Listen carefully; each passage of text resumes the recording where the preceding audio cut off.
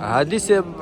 دا بعضې خلک په اختر کې غمونه تازه کوي دې باره کې تاسو څه وایئ؟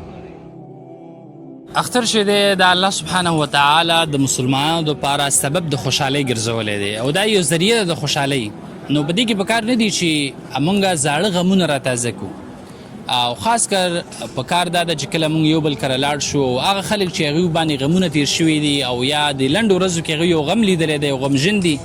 نو زموږ د خولې نه باید داسې الفاظ ونه وځي چې هغوی ته غم ور په یاد شي او غم یې تازه شي. او ډیر خلک چې دی زموږ معاشره کې داسې دي چې کله اخترونه راشي نو هغوی زاړه غمونه را یاد کړي. څوک چې دی چې چا ورور وفات شوی د چا زوی وفات شوی په هغوی باندې غم کوي او هغه را یادوي او هغه جاړي. نو دا بالکل د اختر مقصد نه دی. د اختر په باره کې رسول الله صلی الله علیه وسلم فرمایي ایام اکل و شرب، دا ورځې چې دی دا د خوراک او څښاک ورځې دي، دا د خوشحالۍ ورځې دي، دا د مینې محبت ورځې دي چې مسلمانان په دې کې را یوځای شي، یو بل کره لاړ شي، یو بل سره خوشحالي شریکه کړي او د یو بل پوښتنه وکړي، یو بل سره صلې رحمي وکړي. نو د اختر مقصد همدا دی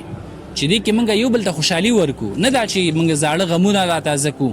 او په هغې باندې خفګانونه وکړو او د اختر ورځې چې دی نه دا چې موږ د اختر ورځې هغه په غم او ژړا کې تېرې کړو.